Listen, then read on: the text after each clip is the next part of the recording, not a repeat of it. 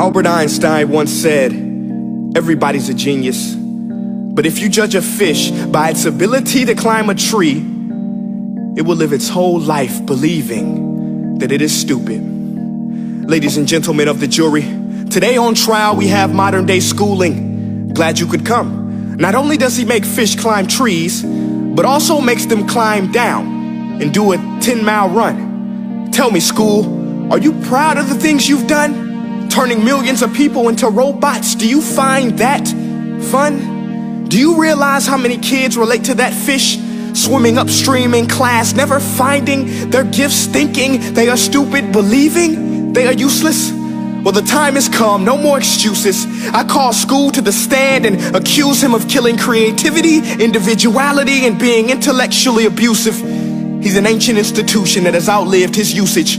So, Your Honor, this concludes my opening statement, and if I may present the evidence of my case, I will prove it. Proceed. Exhibit A.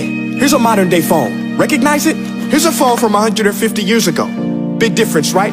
Stay with me. Here's a car from today, and here's a car from 150 years ago.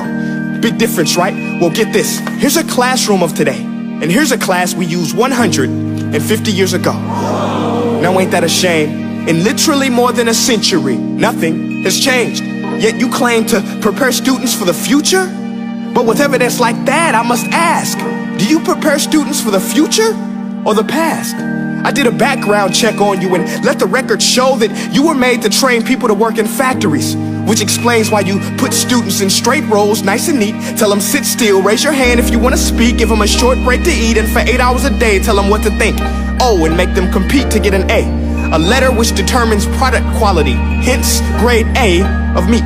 I get it. Back then, times were different. We all have a past. I myself am no Gandhi. But today, we don't need to make robot zombies. The world has progressed. And now we need people who think creatively, innovatively, critically, independently, with the ability to connect. See, every scientist will tell you that no two brains are the same. And every parent with 2 or more children will confirm that claim.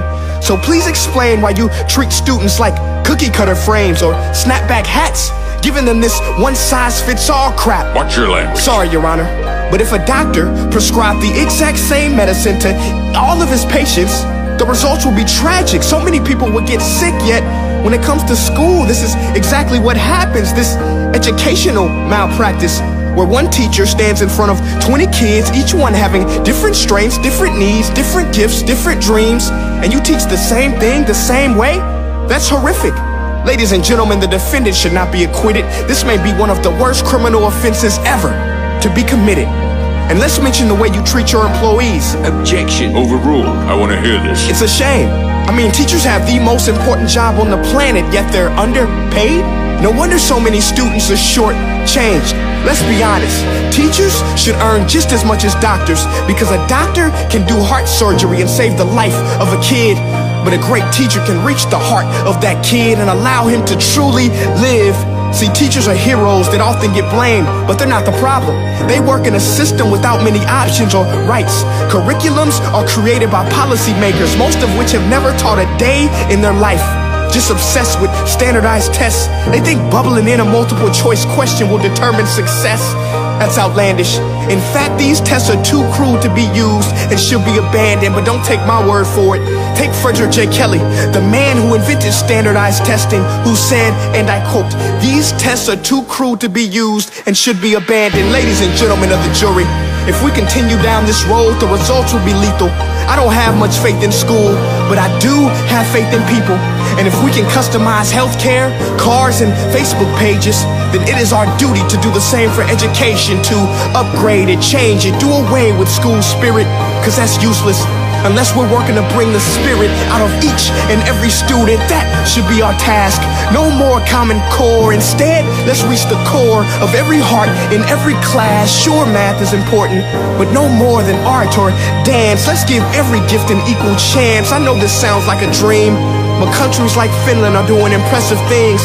They have shorter school days, teachers make a decent wage, homework is non-existent, and they focus on collaboration instead of competition. But here's the kicker, boys and girls.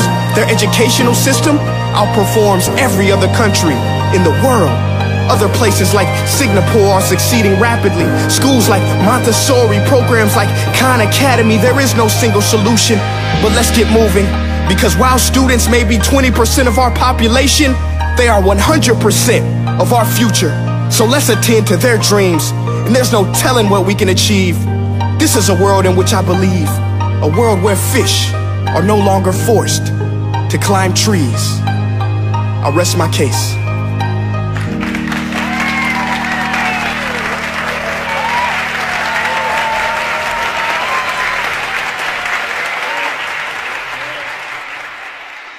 Hey guys, my name is Prince EA, and I want to say thank you so much for watching my video. But now, I want to know what you think.